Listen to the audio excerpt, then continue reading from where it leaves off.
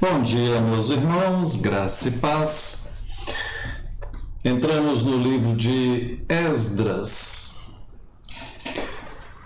No primeiro ano de Ciro, rei da Pérsia, para que se cumprisse a palavra do Senhor por boca de Jeremias, despertou o Senhor o espírito de Ciro, rei da Pérsia, o qual fez passar pregão por todo o seu reino, como também por escrito, dizendo: assim diz o Ciro, rei da Pérsia: o Senhor Deus do céu me deu todos os reinos da terra e me encarregou de lhe edificar uma casa em Jerusalém e Judá.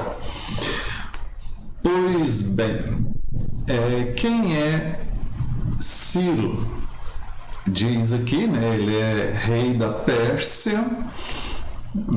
Seu reinado foi em torno do ano 559 a 530 a.C.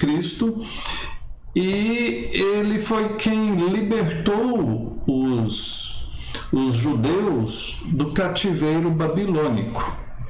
Ou seja, o povo de Deus, os judeus, estavam escravizados na Babilônia, exilados na Babilônia.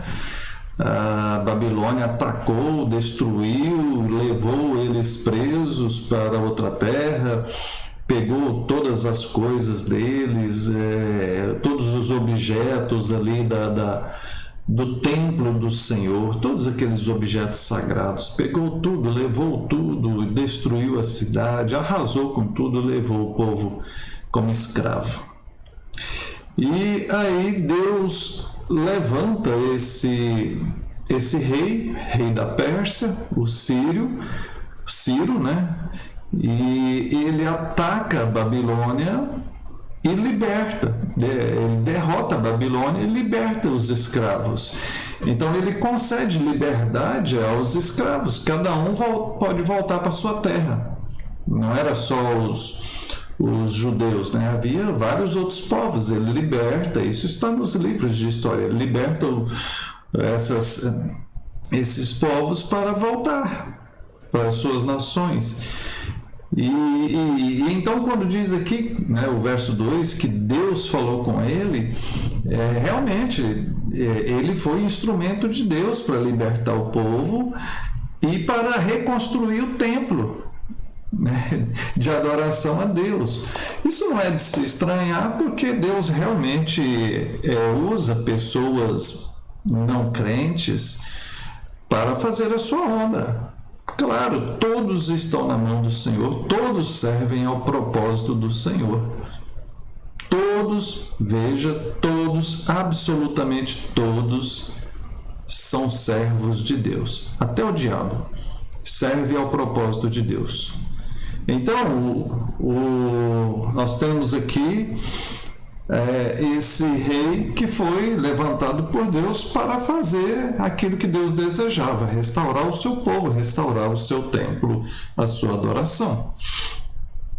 Verso 5: então se levantaram os cabeças das famílias de Judá e de Benjamim, os sacerdotes, levitas, e começaram a edificar a casa do Senhor, lá em Jerusalém.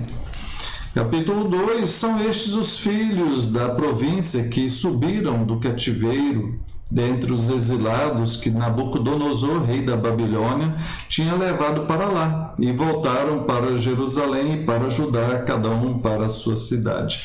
E agora ele vai começar a citar, né, todos eles, os filhos de cada um, quantos que eram, né, vai contar todos os que voltaram ali do exílio. Só explicando que a Bíblia não segue uma ordem cronológica, né? Ele fala aqui que Jeremias, no primeiro capítulo 1, verso 1, que Jeremias já havia profetizado sobre isso. Isso daqui está na época do profeta Isaías.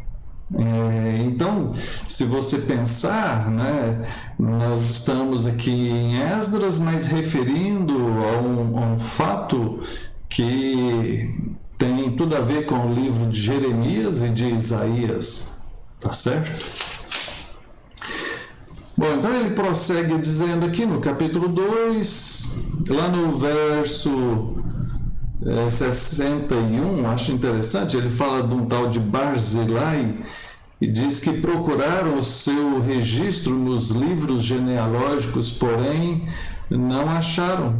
E então eles foram tidos como imundos para o sacerdócio. Eu achei interessante citar isso porque fala dos livros genealógicos. O povo judeu tinha e tem uma preocupação, um zelo muito grande com essa questão da genealogia, né? Eles sabem relatar todos os seus antepassados, então desde essa época eles mantinham registros familiares, era tudo anotado, né? De qual família, de qual tribo, de onde vinha. Nós na nossa cultura não temos isso, né? Eu sei o nome dos meus pais, dos meus avós, para ser sincero, dos meus bisavós para frente eu já não sei mais nada. Então ele diz aqui no verso 64 que ao todo foram 42.360 pessoas e mais alguns outros, né? Lembrando que essas contagens eram feitas apenas para os homens, mulheres, crianças, servos não eram incluídos nessas contagens. Verso de número 8 fala que lá melhor que entramos no capítulo 3, quando chegou o 7º mês, estando os filhos de Israel já nas cidades, ajuntou-se o povo como um só homem em Jerusalém, e edificaram ali o altar, ofereceram holocaustos, celebraram a festa dos tabernáculos. Depois disso, colocaram o holocausto contínuo, ou seja, todos os dias tinha holocausto. Os sacrifícios das festas da lua nova, de todas as festas fixas, foram restabelecendo os eventos que eles praticavam, né? Verso 8, já no 2º ano, né, começaram a obra da casa do Senhor, lançaram os alicerces do templo. E verso 12, capítulo 3, verso 12, porém muitos dos sacerdotes e levitas e cabeças das famílias, já idosos, que viram a primeira casa, choraram em alta voz quando à sua vista foram lançados os alicerces desta casa. Muitos, no entanto, levantaram as vozes com gritos de alegria, de maneira que não se podia discernir as vozes de alegria e as vozes de choro. Olha só que situação curiosa, né? Eles estavam presos num cativeiro, exilados como escravos. Deus libertou, trouxe eles de volta para a terra deles, deu condições a eles de voltar a adorar ao Senhor, de construir um templo novo, de poder ter a sua vida normal e sua adoração a Deus, e agora começam ali a adorar ao Senhor, e vai começar a construção do templo novo. Vai começar a construção do templo novo, e começam ali, lançam os alicerces, né? A base, está começando a construção do templo, e eles fazem um culto, um momento de adoração, e aquele negócio todo ali, e todo mundo começa a chorar, né? Muitos chorando de alegria de ver essas coisas sendo restauradas, né? Um novo tempo começando. Eles estavam como escravos há pouco, agora podem adorar ao Senhor, reconstruir o templo. Mas aqueles antigos que conseguiram ver como é que era lá o primeiro templo, olhando agora para esse segundo templo que está começando a ser construído, eles choram, porque o outro era mais bonito, porque aquela época que era boa, né? Eles choram, eles estão tristes. Eu acho isso negativo, esse saudosismo. Às vezes eu vejo presente nos dias de hoje, pessoas que estão na igreja, mas estão sempre tristes,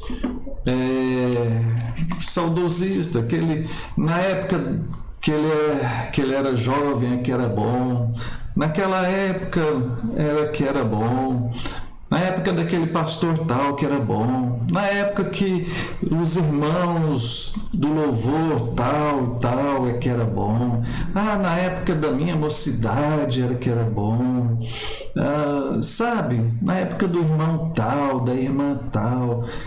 Tudo isso teve o seu lugar na história.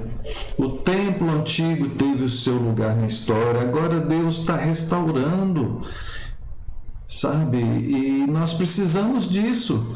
Não podemos viver de saudosismo, não podemos viver de coisas do passado. O que passou, passou. Deus nos deu vida e nos deu oportunidade agora. E agora nós temos que nos alegrar no Senhor e servir ao Senhor com o que Deus está nos permitindo agora. Quem vive de saudosismo vive uma vida amarga, vive uma vida distante, perde a beleza e as oportunidades do que Deus está fazendo agora.